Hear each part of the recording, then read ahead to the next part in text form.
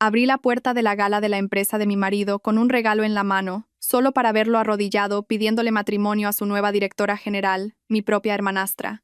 ¿Dejarías a mi pobre y frígida esposa para casarte conmigo?, preguntó. Todos se rieron. Entonces mi hermanastra dijo que sí.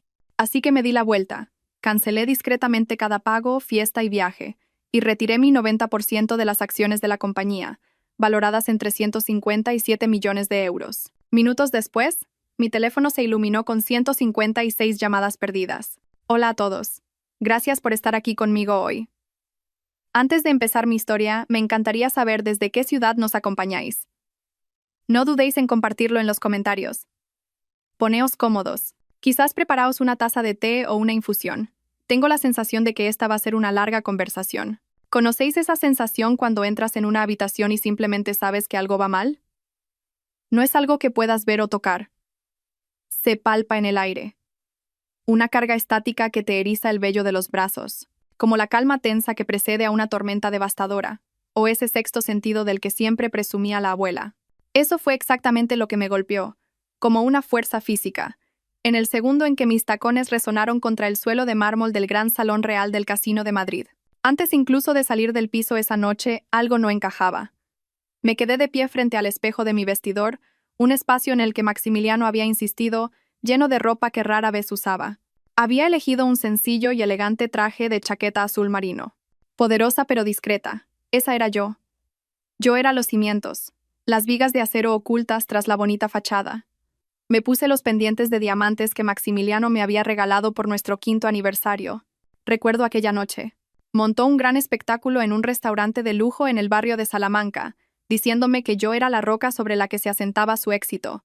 Toqué uno de los fríos diamantes, una extraña sensación de ironía recorriéndome. Después de todo, hasta la roca más sólida puede hacerse añicos.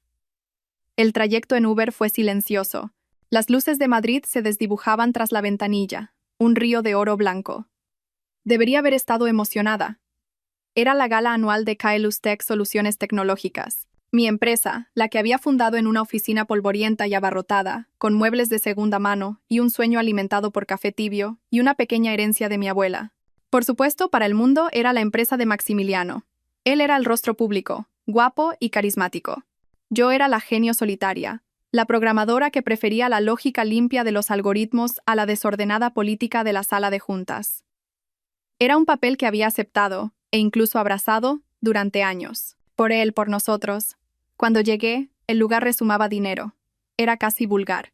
Lámparas de araña de cristal, cada una del tamaño de un coche pequeño, colgaban del techo como fuegos artificiales helados, esparciendo luz prismática por todas partes. Los suelos estaban tan pulidos que podías ver las líneas de cansancio alrededor de tus propios ojos en su reflejo. Este era el lujo obsceno que a Maximiliano le encantaba, del tipo que gritaba a los 4 vientos. ¿Tenemos más dinero que sentido común? Todo ello pagado por el trabajo silencioso e incansable del código que yo había escrito. Sostenía una pequeña caja de regalo elegantemente envuelta. Parecía ridículamente pequeña en la inmensidad de la sala. Dentro había un Patek Philippe Vintage de 1958. Un clásico, discreto, brillante, una obra maestra de la ingeniería. Era todo lo que yo admiraba. Maximiliano lo había mencionado de pasada hacía meses, señalándolo en alguna revista de lujo mientras esperábamos un vuelo en Barajas. Al día siguiente lo había olvidado, pero yo no. Eso es lo que hacen las buenas esposas, ¿no? Escuchamos. Recordamos los pequeños detalles. Movemos cielo y tierra para hacerlos realidad. El precio, bueno, digamos que podría haber financiado una startup prometedora durante un año. Era una gota en el océano para Kaelus Tech, pero un símbolo importante para mí. Un testimonio de una asociación en la que todavía, tontamente, creía. A medida que me abría paso entre la multitud, esa extraña sensación se intensificó. El aire estaba cargado de palabras no dichas.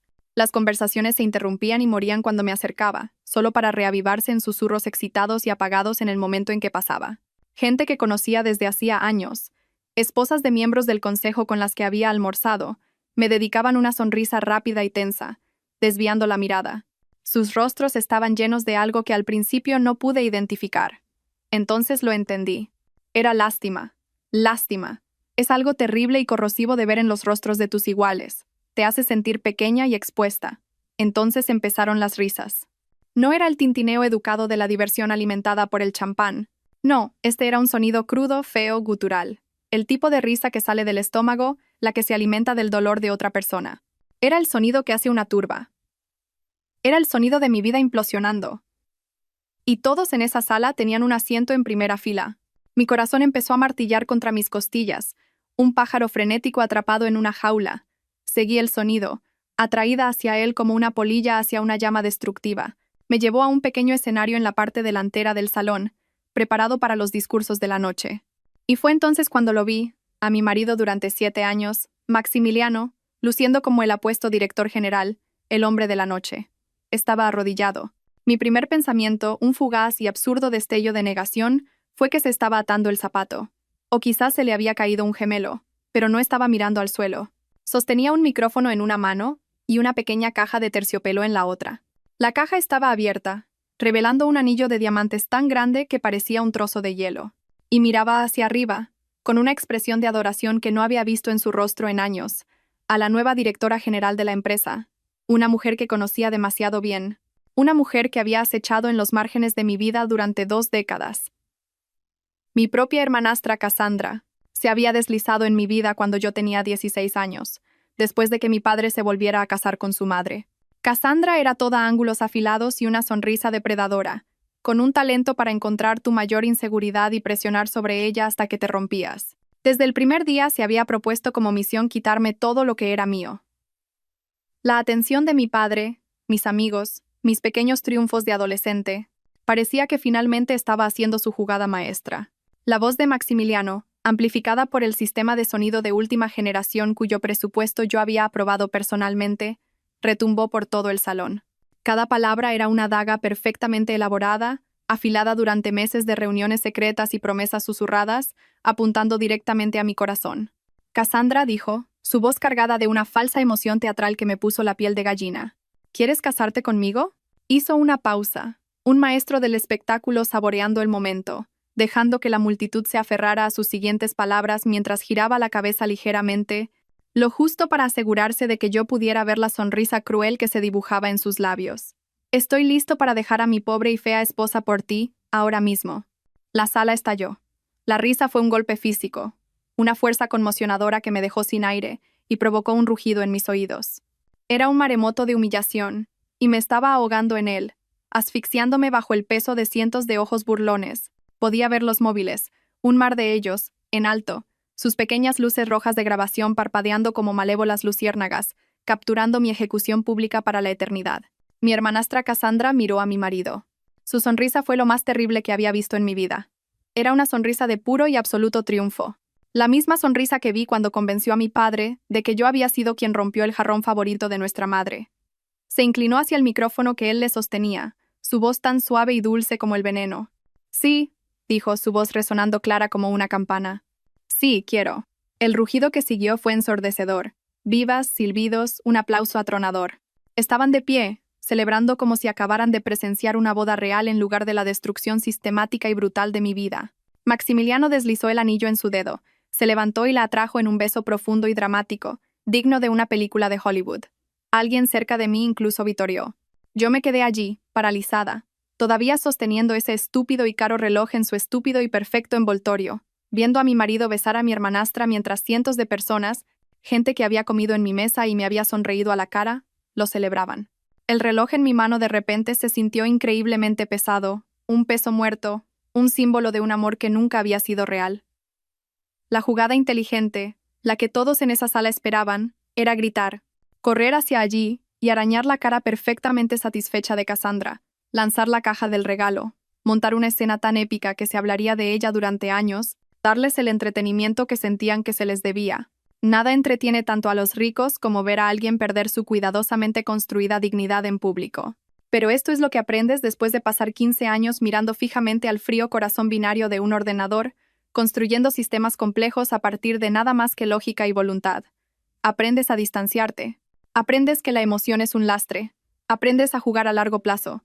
Aprendes que la mejor venganza no es un arrebato caliente, desordenado y emocional. Es un desmantelamiento frío, metódico y sistemático. Es un algoritmo de destrucción bellamente escrito. Así que, en lugar de darles el colapso que anhelaban, la confrontación dramática que todos estaban grabando en secreto, Hice algo que confundió a cada una de las personas en esa sala. Me di la vuelta. Sin gritos, sin lágrimas, sin declaraciones dramáticas. Simplemente giré sobre mis talones, con la espalda recta, la barbilla en alto, como si estuviera saliendo de una reunión de junta particularmente aburrida, que se había alargado demasiado. La caja del regalo permaneció firmemente en mis manos. Maldita sea si iba a dejar atrás una pequeña fortuna en artesanía suiza, y mi propio buen gusto para estos buitres. La energía en la sala cambió mientras me movía. Era palpable. Una oleada de confusión se extendió entre la multitud como una onda. Esto no estaba en el guión. ¿Dónde estaba la rabia, la histeria, el colapso público que les daría algo jugoso sobre lo que cotillear durante el brunch de los próximos 6 meses? Seguí caminando, mis pasos firmes y medidos sobre el frío mármol. Pasé junto a la fuente de champán, un monumento al exceso que probablemente costó más que mi primer año de universidad. Pasé junto a la escultura de hielo del logo de Kailus Tech, un testimonio perfecto y reluciente del trabajo de mi vida, que ya empezaba a derretirse bajo el calor de 1000 pequeñas traiciones. El cuarteto de cuerda había dejado de tocar, sus arcos suspendidos sobre los instrumentos mientras observaban el verdadero drama desarrollarse. El portero, un chico nuevo que no reconocí, probablemente contratado especialmente para el evento, me abrió las enormes puertas de latón. Su rostro era una máscara de confusión profesional. Le hice un ligero y cortés asentimiento con la cabeza. Salía la fresca noche madrileña, y la honesta y caótica sinfonía de la ciudad, los claxones, las sirenas lejanas, el murmullo de 1.000.000 de vidas se sintió más real y reconfortante que el drama prefabricado del que acababa de escapar. Mi Uber ya estaba allí, un sedán negro esperando silenciosamente en el bordillo. Lo había llamado en el momento en que escuché la voz de Maximiliano en ese micrófono, en el momento en que lo entendí. Puedo ser muchas cosas: una tonta, una cornuda, una mujer públicamente despreciada, pero estúpida no es una de ellas.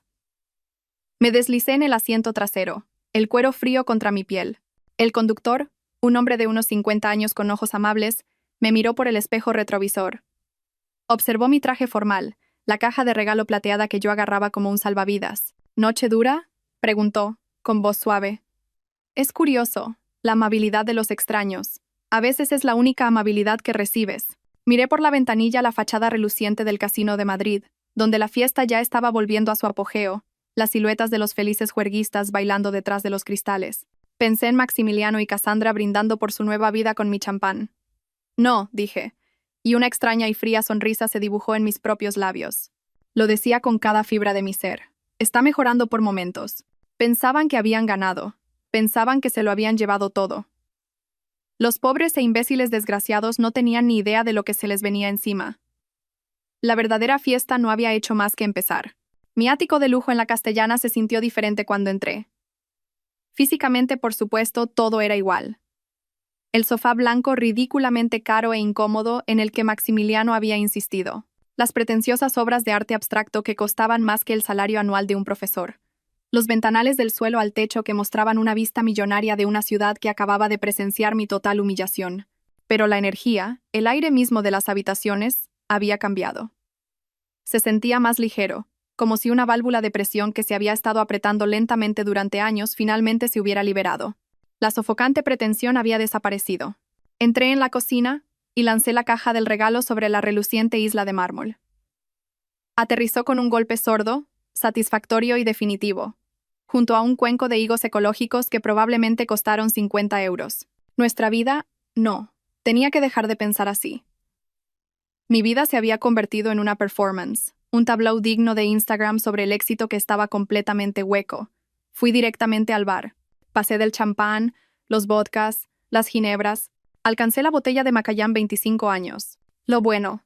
La botella a la que Maximiliano siempre se refería con condescendencia como el pequeño hobby de Clara, como si mi aprecio por un buen whisky de Malta fuera una peculiaridad pintoresca, como coleccionar sellos. Esta noche no era un hobby, era medicina, era combustible. Serví 3 dedos en un pesado vaso de cristal, sin hielo. El ardor del whisky al bajar fue agudo y limpio. Se sintió honesto, brutalmente honesto, de una manera que nada más en mi vida lo había sido durante meses, quizás años. Me había estado mintiendo a mí misma durante tanto tiempo sobre en qué se había convertido mi matrimonio que había olvidado a qué sabía la verdad sin adornos. Resulta que sabe a whisky caro y a la promesa de una furia gélida y justiciera. Mi despacho estaba en el otro extremo del ático, mi santuario. Maximiliano odiaba esta habitación. No tenía estilo, decía. Estaba llena de madera oscura, cómodos sillones de cuero que realmente estaban hechos para sentarse, y estanterías repletas de libros de verdad. Libros sobre computación cuántica, teoría algorítmica y biografías históricas. No solo lomos decorativos elegidos por un diseñador de interiores. Y lo más importante, una caja fuerte biométrica empotrada en la pared, oculta detrás de un gran y sombrío cuadro del viaducto de Segovia. Mi huella dactilar me dio acceso. La pesada puerta de acero se abrió con un suave siseo. Metí la mano y saqué una carpeta de cuero negro. Se sentía fría y sólida en mis manos. La etiqueta, impresa con una rotuladora con mi propia letra pulcra y cuadrada, decía: Activos principales. Maximiliano se había reído de mí por guardar copias en papel de todo lo importante. ¿Quién necesita papel ya, Clara? Todo está en la nube, se había burlado. La mujer que diseñó y construyó la maldita arquitectura de la nube y conocía todas sus vulnerabilidades, esa es quién. La mujer que entendía que en un divorcio contencioso, los abogados y los jueces prefieren un rastro de papel tangible. La mujer que había visto cómo los almuerzos de negocios de su marido con su propia hermanastra se volvían más frecuentes y duraban mucho más de lo que cualquier negocio requería. Ella necesita papel. Extendí el contenido sobre la amplia extensión de mi escritorio de caoba. Cada documento era un ladrillo en los cimientos del imperio que yo había construido. Los papeles originales de constitución de Kaelus Tech Soluciones Tecnológicas, registrados hacía 7 años. Mi firma, audaz y clara. La de Maximiliano, un poco demasiado extravagante. Él poseía el 10% de la empresa. Yo poseía el 90%. Le había dado ese 10% como regalo de bodas. Un gesto de compañerismo. Un gesto que ahora parecía profundamente ingenuo. Luego estaban los otros papeles. Las 23 solicitudes de patentes separadas, cada una representando miles de horas de mi vida, miles de líneas de código, miles de momentos de frustración y descubrimiento, todas registradas con mi nombre, Clara Serrano, como inventora principal. Estas patentes eran el motor de la empresa. Eran el ingrediente secreto que generaba el 99% de los ingresos de Kaelus Tech. Habían financiado nuestro estilo de vida, este ático, los trajes caros de Maximiliano, y ahora me daba cuenta con una claridad nauseabunda. El reciente ascenso de Cassandra a directora general. Y finalmente, los extractos bancarios desde el principio. El capital inicial para Kaelus Tech, una transferencia de 200.000 euros, había venido directamente de mi cuenta de ahorros personal, lo último de la herencia de mi abuela. La nota en el testamento había sido específica. Para tus sueños, Clara, había escrito, no para los de nadie más. Construye algo que perdure. Bendito sea su sabio y práctico corazón. Saqué mi portátil, mis dedos volando sobre el teclado. Abrí el sistema de gestión financiera de la empresa. Lo había diseñado yo misma desde cero. Era mi fortaleza digital, con puertas traseras e interruptores de emergencia que solo yo conocía. Maximiliano nunca se había molestado en aprender a usarlo. Es demasiado complicado, cariño. Siempre decía con un gesto displicente. Para eso le pagamos a nuestra directora financiera. La directora financiera, Beatriz Agramonte, una mujer inteligente, pero leal al director general que firmaba sus cheques. Pero el sistema tenía reglas, mis reglas, y cualquier decisión financiera importante, cualquier transferencia superior a 10.000 euros, requería mi autorización personal encriptada. Durante años había sido la socia silenciosa, haciendo clic felizmente en aprobar para paquetes de vacaciones, juergas de compras de diseñadores y misteriosas tarifas de consultoría pagadas a Cassandra, todo disfrazado de gastos de empresa legítimos. Había sido una tonta, pero una tonta con acceso de administradora. El primer golpe fue fácil. Una simple búsqueda de viajes programados. Ahí estaba. Maximiliano de la Vega, Cassandra Ferrer. Destino: Ibiza. Un retiro de negocios programado para la próxima semana en un resort de 5 estrellas. Casi podía imaginarlos tumbados junto a la piscina, bebiendo champán, riéndose de mí. Unos pocos clics, un único código de autorización y así de fácil, su vuelta de la Victoria tropical se evaporó en el aire. Los vuelos en primera clase, la suite frente al mar, el paquete de spa para parejas que costaba más que un coche usado, todo desaparecido. Un correo electrónico de cancelación automatizado probablemente ya estaba de camino a la bandeja de entrada de Maximiliano. Lo siguiente, el pequeño espectáculo de humillación de esta noche. Saqué el informe de gastos, el alquiler del gran salón real, la factura del catering con sus cargos ridículos por quesos artesanos y pastelitos en forma de cisne, el florista, el cuarteto de cuerda, todo cargado a la cuenta de eventos corporativos de Kyle Lustek. Una oportunidad de networking. Lo había llamado Maximiliano. Oh, era una oportunidad desde luego. Las órdenes de suspensión de pago son algo maravilloso cuando sabes cómo presentarlas correctamente. Redacté un único y frío mensaje automatizado. Pago cancelado debido a uso no autorizado de fondos corporativos. Pendiente de una auditoría interna. Uno por uno, lo envié al lugar del evento, al catering, al fotógrafo ridículamente caro que probablemente había capturado mi momento de agonía en una impresionante alta definición. Todos estaban a punto de descubrir que los grandes gestos de mi marido se basaban en mentiras y en una línea de crédito que acababa de ser cortada. Pero eso era solo podar los setos. El verdadero objetivo, la opción nuclear, estaba justo ahí en mi pantalla, brillando con una silenciosa amenaza. La cuenta operativa principal. 357 millones de euros. El alma de la empresa, gestionada por una serie de autorizaciones ejecutivas, todas las cuales, en última instancia, requerían mi autorización como accionista principal. Maximiliano pensaba que era el director general. El consejo pensaba que era el director general. Diablos. La mitad del mundo tecnológico español pensaba que era el director general. Pero ser la cara pública de una empresa y dirigirla de verdad son dos cosas muy diferentes. Y la diferencia, amigos míos, generalmente se mide en quién controla el dinero. Había incorporado múltiples sistemas de seguridad en el sistema hacía años. Soy una programadora paranoica por naturaleza. Siempre planifico para el peor de los casos. Cada decisión importante, cada transferencia significativa, requería mi firma digital usando una autenticación de 2 factores vinculada a una llave física que guardaba en mi caja fuerte. Era un sistema a prueba de balas, asumiendo que ambos ejecutivos operaban de buena fe. Esa suposición había sido un catastrófico error de juicio. El bloqueo del sistema tardó exactamente 30 segundos en implementarse. Apareció un cuadro de diálogo, uno que yo misma había diseñado. Decía, iniciar protocolo financiero de emergencia, es, dividido por n. Hice clic en sí. Apareció un segundo cuadro. Esto congelará todos los gastos salientes y requerirá autorización del accionista principal para su reversión. Confirmar. Mi dedo se cernía sobre el ratón. Este era el momento. El punto de no retorno. Pensé en las crueles palabras de Maximiliano. Pensé en la sonrisa triunfante de Cassandra. Pensé en las risas. Hice clic. Confirmado.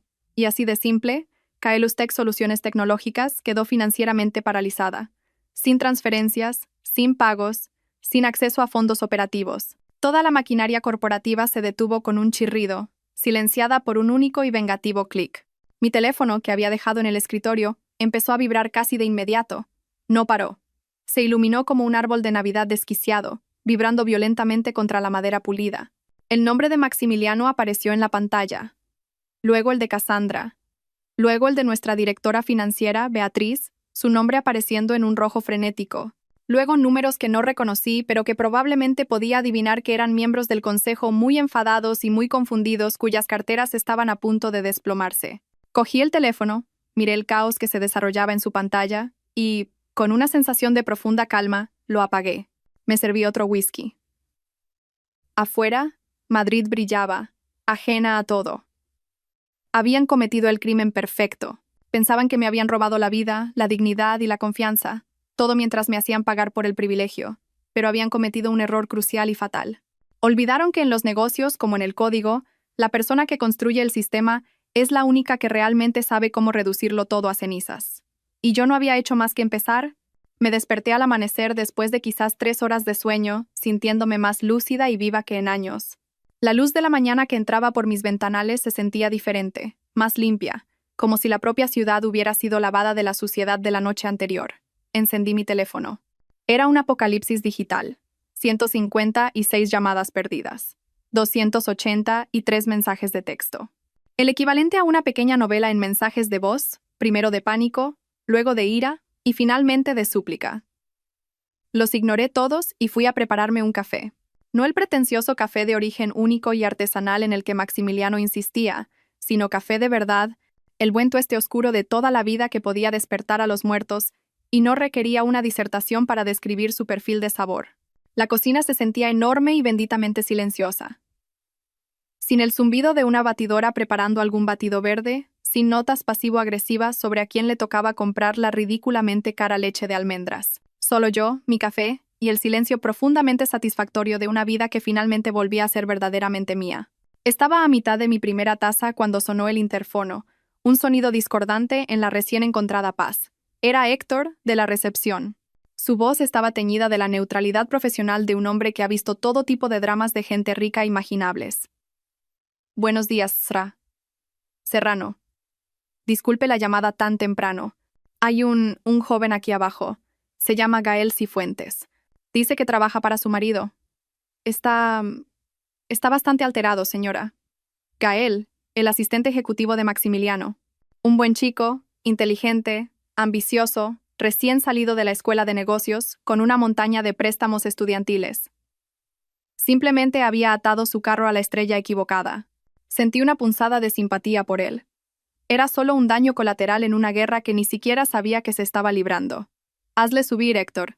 Gracias. Tuve el tiempo justo para ponerme una bata de seda antes de que Gael irrumpiera por mi puerta principal. Parecía un huracán de pánico y colonia barata. Su pelo, normalmente inmaculado, estaba hecho un desastre, su corbata estaba torcida y agarraba su vaso de Starbucks con los nudillos blancos como si fuera un salvavidas. Sra. Serrano, gracias a Dios que está aquí, balbuceó, las palabras atropellándose en una carrera frenética. Ha habido algún tipo de fallo técnico masivo. Un fallo en cascada de los sistemas, creo. Las cuentas están todas congeladas. La nómina internacional de la oficina de Londres vence en 2 horas, y no podemos procesarla. La reunión de inversores de esta mañana se canceló porque la reserva de la sala de conferencias no se procesó y la American Express corporativa de Maximiliano fue rechazada en Starbucks. En Starbucks es Ray Serrano, y está completamente fuera de sí porque la tarjeta de Cassandra también fue rechazada, y su viaje al Caribe se canceló, y ha estado al teléfono con el banco, y dicen que es un problema de autorización interna y... Gael, lo interrumpí, levantando una mano. Mi voz era tranquila, en marcado contraste con su histeria. Respira. Aspiró una temblorosa bocanada de aire, sus ojos muy abiertos con la esperanza desesperada de alguien que busca un salvador. ¿Puede arreglarlo? Maximiliano dijo que probablemente era solo un problema del servidor. Algo con el cortafuegos que usted diseñó. Dijo que usted construyó todos los sistemas, así que era la única que podía solucionarlo. ¿Te ha enviado Maximiliano, Gael? Pregunté, mi voz aún suave. Se desinfló un poco, bajando la mirada a sus zapatos. Sí, señora. Dijo que querría saber sobre los problemas técnicos de inmediato para proteger la empresa. ¿Problemas técnicos? Eso era para reírse. Todavía pensaba que esto era un error en el sistema, no una función trabajando exactamente como estaba previsto. Había pasado tantos años haciéndose pasar por el rey que había olvidado quién había construido realmente el castillo y tenía todas las llaves. Gael, dije, mi voz volviéndose un poco más firme. ¿Estuviste en la fiesta anoche? Su rostro pasó por unas 6 emociones diferentes en el lapso de 2 segundos. Confusión, reconocimiento incipiente, vergüenza aguda y, finalmente, una comprensión enferma y horrorizada que me hizo sentir genuinamente lástima por él. Asintió, su mirada fija en el suelo de mármol. Ya veo. Me di la vuelta y me dirigí a mi escritorio. Cogí un sobremanila grueso que había preparado mientras él subía. Necesito que le entregues esto a Maximiliano. Tiene 24 horas para responder. Sin prórrogas, sin negociaciones. Dile que el reloj empezó a correr en el momento en que saliste por esta puerta. 24 horas. Gael cogió el sobre como si fuera radiactivo. ¿Qué le digo sobre las cuentas? ¿La nómina? ¿Las reuniones? Dile la verdad, dije, mirándolo directamente a los ojos, queriendo que entendiera la gravedad del mensaje que estaba a punto de entregar. Dile que no hay fallos técnicos. Dile que el sistema funciona perfectamente, exactamente como fue diseñado.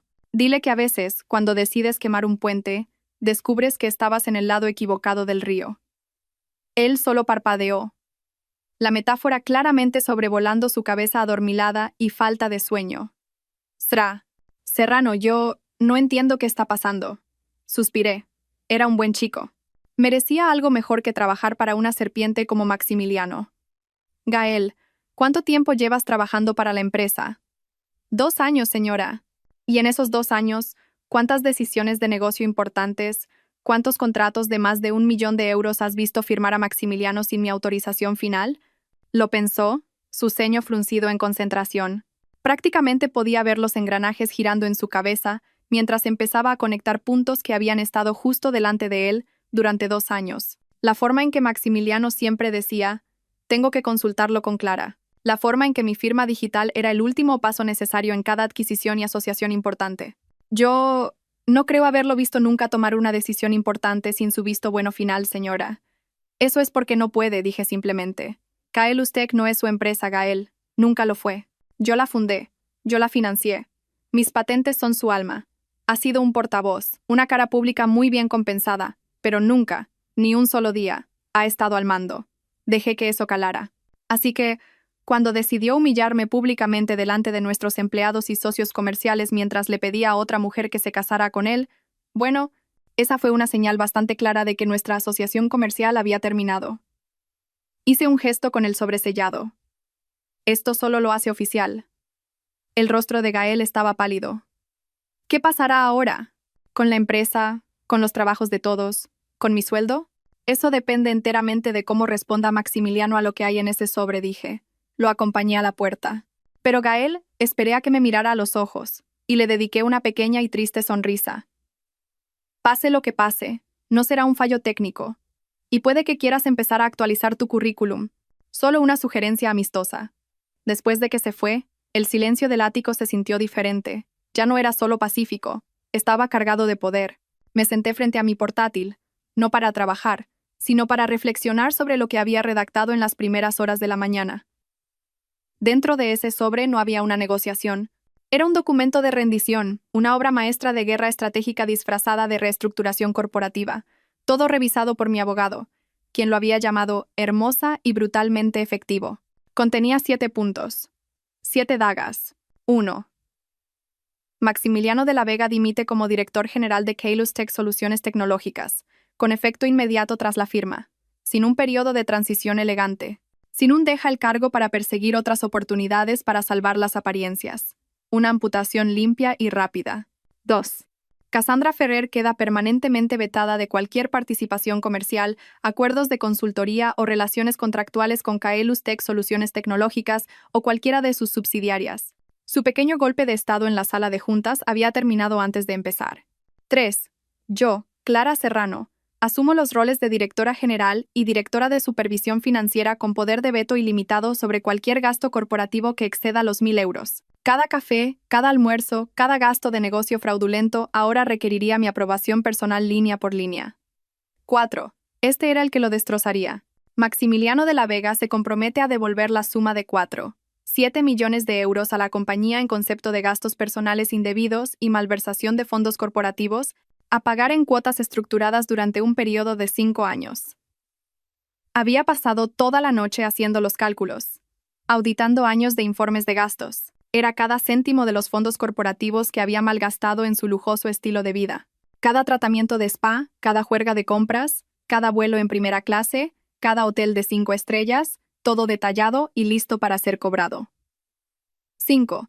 Maximiliano emitirá una declaración pública, redactada por mí, dentro de las 72 horas posteriores a la firma, reconociéndome como la fundadora, arquitecta principal y propietaria del 90% de las acciones. Después de 7 años de él llevándose los aplausos por mi trabajo, era hora de que el mundo supiera la verdad.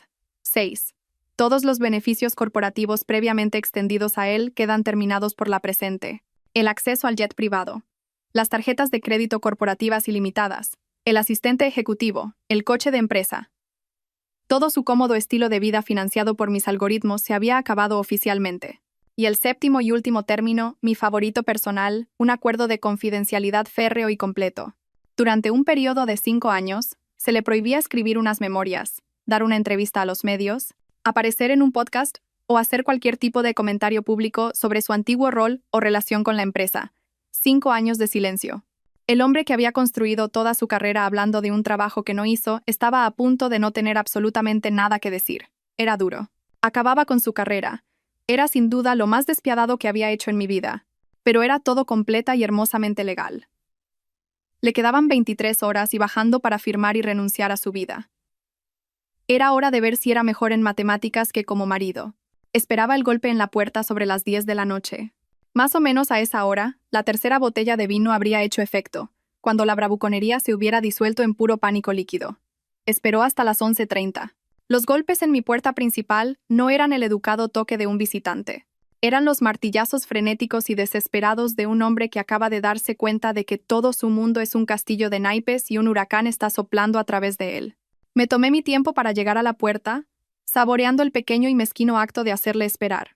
Durante 7 años él había ostentado todo el poder social, el reconocimiento público. Me había hecho sentir como un personaje secundario en la historia de mi propia vida. Esta noche, las tornas finalmente habían cambiado, y yo iba a disfrutar cada segundo viéndolo darse cuenta. Cuando abrí la puerta, su aspecto era casi patético. Parecía como si lo hubiera atropellado un tornado hecho enteramente de consecuencias. Su pelo perfectamente peinado era un desastre. Su traje caro estaba arrugado y manchado con algo que se parecía sospechosamente a vino tinto. Su cara, normalmente bronceada y segura, estaba pálida y surcada de lágrimas. Pero eran sus ojos los que contaban la verdadera historia. El brillo arrogante y seguro de sí mismo había desaparecido, reemplazado por la mirada salvaje y desesperada de un animal acorralado. Este era un hombre que había pasado las últimas 12 horas llamando a abogados, contables y a cualquiera que le cogiera el teléfono, solo para que le dijeran lo mismo una y otra vez. Estaba atrapado. «Por favor, Clara», susurró, su voz rota. «No puedes destruirnos así. Nosotros». La palabra se sentía extraña y absurda en mi boca. «Ya no hay un nosotros, Maximiliano. Tú y Cassandra lo dejasteis perfectamente claro en público anoche». Me hice a un lado y le dejé entrar. Un gesto silencioso y frío. Quería que lo viera todo una última vez. Este ático, esta vida de lujo obsceno, comprada con el dinero que yo había ganado escribiendo código en una habitación oscura mientras él estaba fuera, construyendo relaciones en almuerzos benéficos y hoteles de 5 estrellas. Tropezó hacia el salón y se desplomó en el sofá de cuero italiano que él había elegido. «No puedes hablar en serio sobre estos términos», dijo, su voz quebrándose de incredulidad. 7 millones, Clara. Es imposible. Es una locura.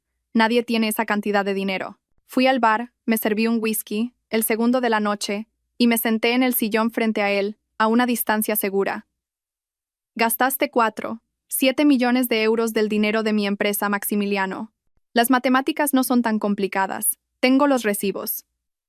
Nuestro dinero, corrigió automáticamente, un eco patético de su antigua arrogancia. El dinero de la empresa. Era para gastos de negocio, networking, construir la marca. ¿Es así como llamamos ahora a tu aventura con mi hermanastra? ¿Un gasto de negocio? ¿El anillo de diamantes era una partida que me perdí? Su rostro se arrugó como un trozo de papel. Los sollozos feos y entrecortados comenzaron entonces. El tipo de sollozos que ocurren cuando un hombre finalmente se da cuenta de que ha cometido un error tan monumental, tan catastrófico que no hay forma de arreglarlo, ni de volver atrás. ¿No se suponía que pasara así?, balbuceó entre sollozos. Cassandra y yo simplemente conectamos en esa conferencia en Marbella. Me hizo sentir visto poderoso. Como si fuera más que solo tu marido, el tipo en segundo plano. Eras más que solo mi marido, dije, mi voz peligrosamente tranquila, cortando su autocompasión. Eras mi socio, mi cofundador, la persona en la que confié la mitad del trabajo de mi vida. ¿Y lo tiraste todo por la borda? ¿Por qué? ¿Por una mujer que orquestó tu pedida de mano como un espectáculo de humillación pública? Muy romántico, Maximiliano. De muy buena clase. Fue idea de Cassandra. Gritó, las palabras saliendo de su boca en un torrente desesperado, como si confesarlo de alguna manera lo absolviera. Todo. Dijo que sería divertido, una forma de sacudir las cosas, de hacerte dar cuenta de cuánto me necesitabas. Dijo que lucharías por mí, que montarías una escena, y que eso demostraría cuánto te importaba. Ella lo planeó todo. Lo miré fijamente, mi rostro una máscara de piedra. Así que todo esto era una especie de prueba enferma y retorcida. Destruiste nuestro matrimonio, mi reputación, delante de 400 personas solo para ver si yo montaba un espectáculo para vuestro entretenimiento. No fue así. Fue exactamente así, Maximiliano. Lo corté inclinándome hacia adelante, mi voz bajando a un susurro helado. Tú y Cassandra convertisteis mi vida en una obra de arte escénica. Vosotros erais las estrellas, y yo era la tonta. Excepto que olvidasteis un pequeño y crucial detalle. La tonta para la que actuabais en realidad era dueña del teatro, de la productora y del guión. Me borrasteis con mi propio dinero. Usasteis mi trabajo para construir una plataforma para vuestro propio ego, y luego usasteis esa plataforma para intentar ejecutarme públicamente. Esto no es un error, Maximiliano. Es una estrategia. Y yo juego a la estrategia mejor que nadie que hayas conocido. Miró alrededor de la habitación entonces, sus ojos yendo del arte caro a las vistas panorámicas, como si lo estuviera viendo todo por última vez. Lo cual, por supuesto, era así. Los términos son irrazonables. Susurró, su voz pequeña y derrotada. El dinero, la declaración pública, la confidencialidad. Estás tratando de destruir todo mi futuro. No, dije, levantándome, señalando que esta conversación había terminado. No estoy destruyendo nada. Solo me estoy asegurando de que, por primera vez en tu vida, tu futuro se base enteramente en tu propio trabajo en lugar del mío. Un concepto novedoso, lo sé. Me miró entonces, un último y desesperado destello de astucia volviendo a sus ojos. Grabaste la pedida, ¿verdad? Vi a tu amiga con el móvil fuera. Ese vídeo, si sale a la luz, destruiría a Cassandra también. Sus inversores, su consejo, la crucificarían por la publicidad. Podrías usarlo como palanca. Podrías obligarla a ayudarme a pagar el acuerdo. Saqué mi teléfono. Efectivamente, le había pedido a una amiga entre la multitud que lo grabara todo. Encontré el archivo en mi galería. Reproduje unos segundos. La risa fea, sus crueles palabras amplificadas, la sonrisa triunfante y viciosa de Cassandra. Toda la sórdida escena en perfecta claridad de alta definición. Luego, mientras él miraba, con los ojos muy abiertos con una extraña y enferma esperanza, mi pulgar se movió deliberadamente sobre la pantalla. Presioné el botón de borrar. Apareció una pequeña ventana de confirmación. ¿Borrar este video? Esta acción no se puede deshacer. Presioné borrar. Luego, por si acaso, entré en mi copia de seguridad en la nube y lo borré permanentemente de allí también. ¿Qué estás haciendo? Jadeó lanzándose hacia adelante en el sofá como si de alguna manera pudiera meter la mano en el teléfono y salvar el archivo. ¿Esa era tu palanca, tu prueba? No necesito palanca, le dije, mi voz plana y final mientras guardaba el teléfono en mi bolsillo. Tengo algo mejor. Tengo escrituras de propiedad.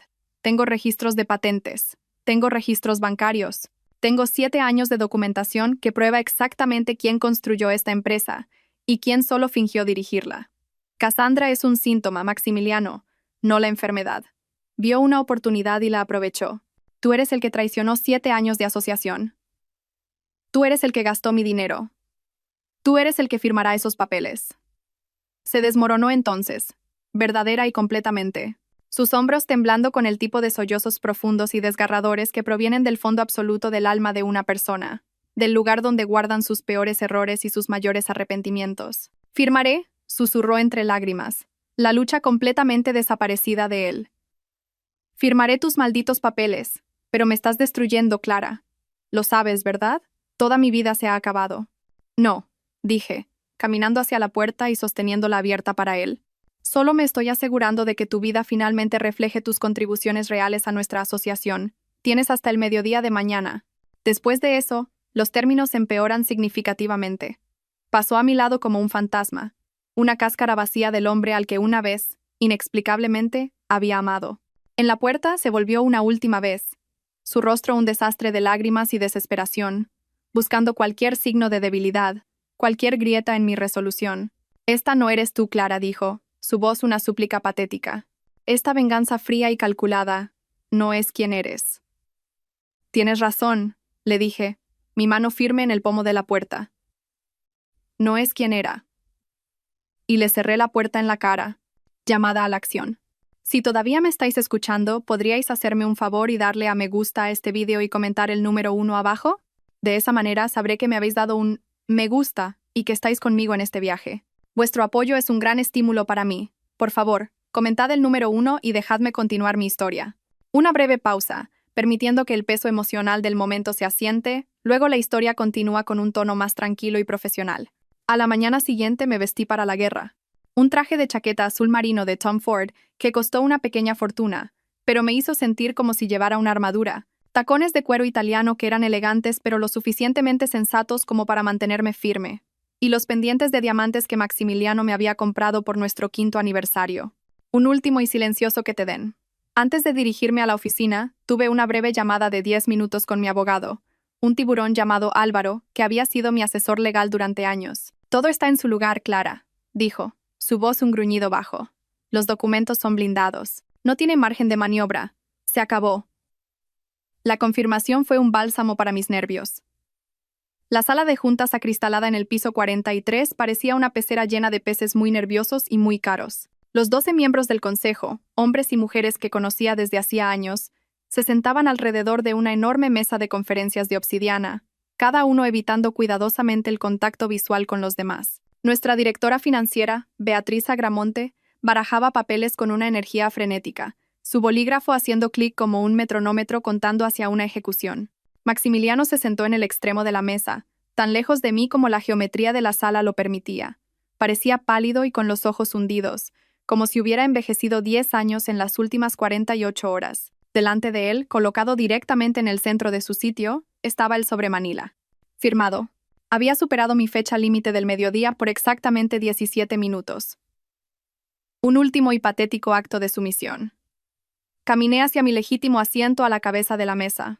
El clic suave y autoritario de mis tacones sobre el suelo de mármol fue el único sonido en el tenso y sofocante silencio. Me senté. Coloqué mi propia copia del acuerdo firmado sobre la mesa y observé tranquilamente la sala. «Buenos días», dije, mi voz clara y firme, sin traicionar nada de la agitación de los últimos 2 días.